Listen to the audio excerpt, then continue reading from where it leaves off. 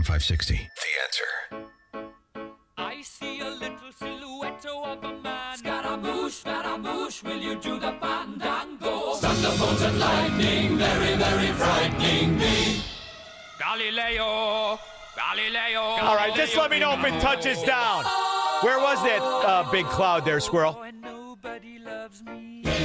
Did you see any chemtrails? Glenn, Orlando. Hey, Mr. Sean, happy Friday.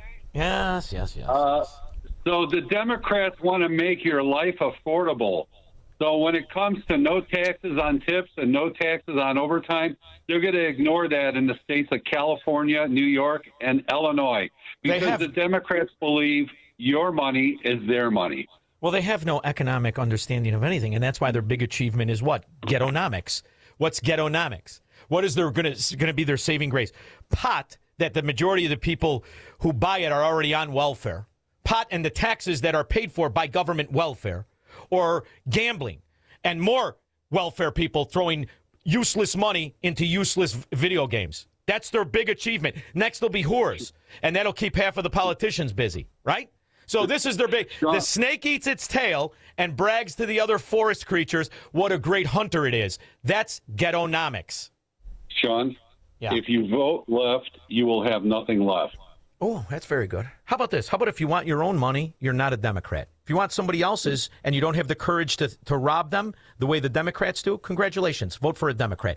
And the problem in Illinois or New York or New Jersey or California, most of the moron Republicans believe the same thing. Most of the morons, which is why they run like idiots. They run like cowards because they are. So therein lies the problem, right? And that's the broader issue. But these aren't arguments anymore. These are, do you want to continue to live low or do you want to pick yourself up? It's that simple. Yep. It's that simple. And if you want to in on the scam, then say it. You love those O'Hare drunks all working for the government, right?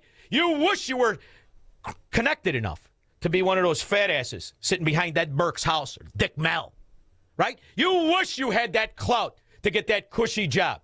Well, then you could walk around and pretend you're not a scumbag, but you know and I know. When you put your head on that pillow, you're a coward, just like Brandon Johnson.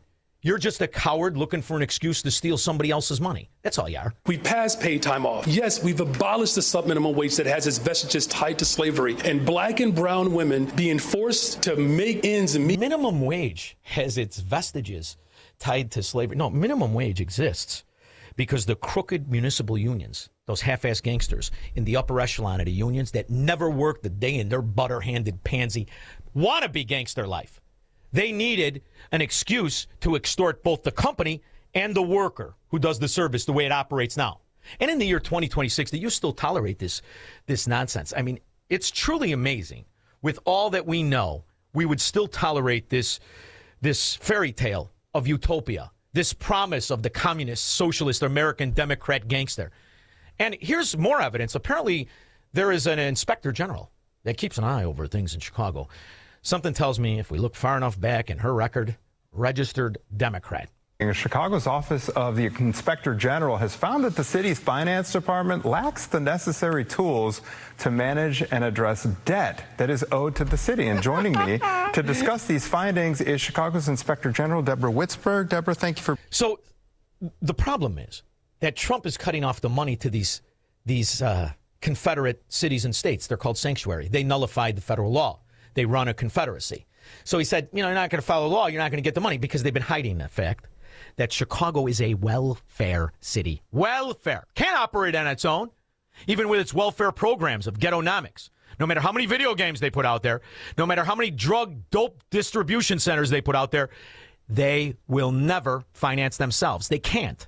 Being here. Thanks for having me. Appreciate it. Okay, so it's one thing to carry debt. It's another thing to completely lose our way on how to collect it. So will you run us through what kinds of... It's even better to hear him talk about it. I really do. It reminds me of the Jared Bernstein. Like you said, they print the dollars. So why does the government even borrow? Well, again,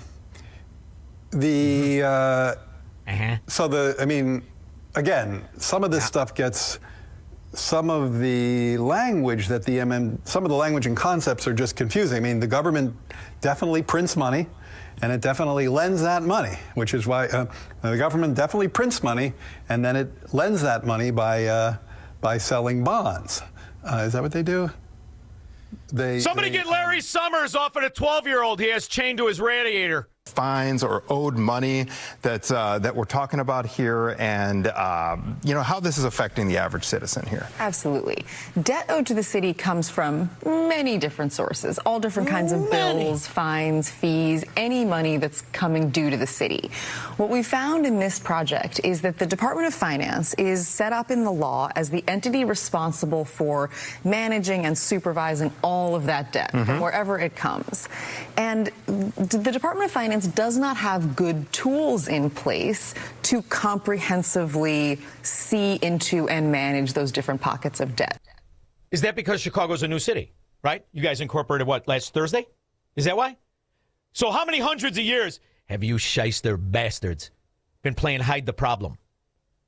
You could go back as far as you want. And if you think it's exclusive to Chicago, no. They just are the most bold about it. They're the ones with the bust-out commies who come out in a $6,500 suit with $37,000 worth of a faux hawk that's a little off-center. They're just proud to be scum. But it's everywhere there's Democrats. Here's a lady, her name, lady. Scratch that. Here's a whore named Parker, who is the mayor of Philly. We are open for business here, but how dare you tell me, as mayor of this city, to tell the people in this city that we cannot and should not enact what is one of the most limited powers that we have, and that is to decide how we will drive revenue to the school district of Philadelphia.